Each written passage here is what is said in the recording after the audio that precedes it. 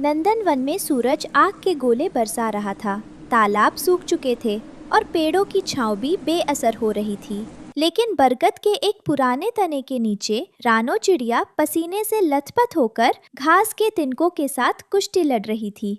वो अपनी छोटी सी चोंच से घास के रेशों को बड़ी नजाकत से बुन रही थी।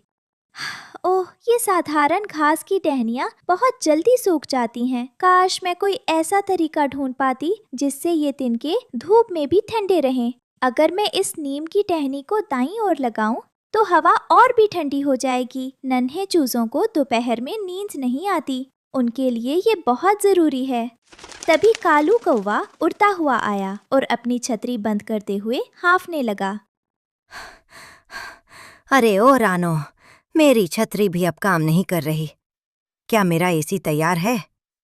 कल रात तो गर्मी के मारे मेरी कांव भी ढंग से नहीं निकल रही थी।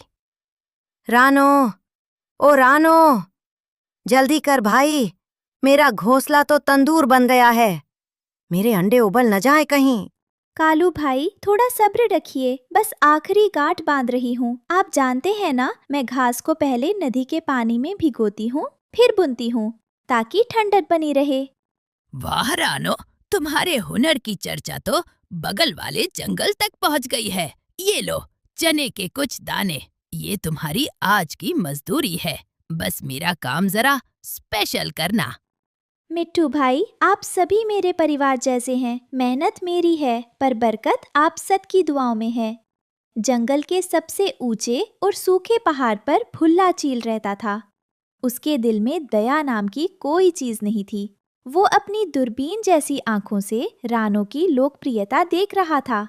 सब खुश हैं, सब रानो रानो जप रहे हैं। मैं इस जंगल का राजा हूँ और राजा को कोई नहीं पूछता। रानो, तेरी ये छोटी सी चोंच मेरे अहंकार को चुनौती दे रही है।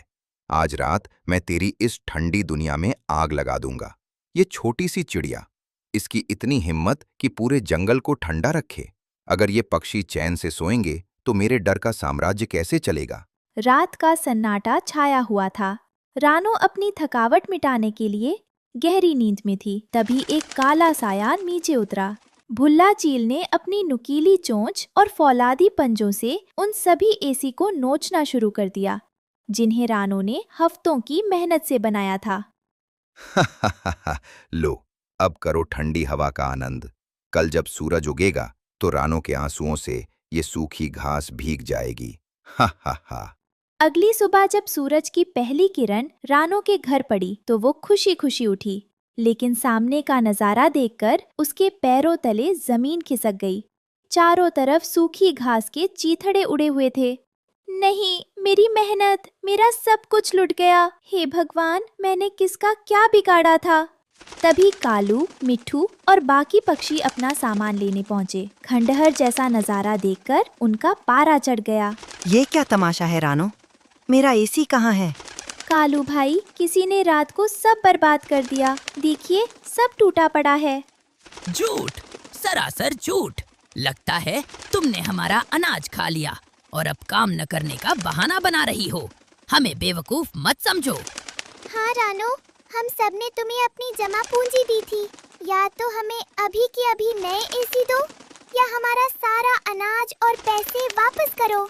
पर मेरे पास अभी कुछ नहीं है, मैं कहाँ से दूंगी? मुझे थोड़ा समय दीजिए, मैं फिर से बना दूंगी। समय? बाहर लू चल रही है। अगर आज शाम तक हमारे घोंसले ठंडे नहीं हुए तो हम तुम्हें इस जंगल से धक्के मार कर निकाल देंगे, धोखेबाज कहीं की। सब पक्षी चिल्लाते हुए चले गए। रानो वहीं धूल में बैठ गई और जोर जोर से रोने लगी। उसे अपनी गरीबी और लाचारी पर तरस आ रहा था। रानो की सिसकियां हवाओं में गूंज रही थी।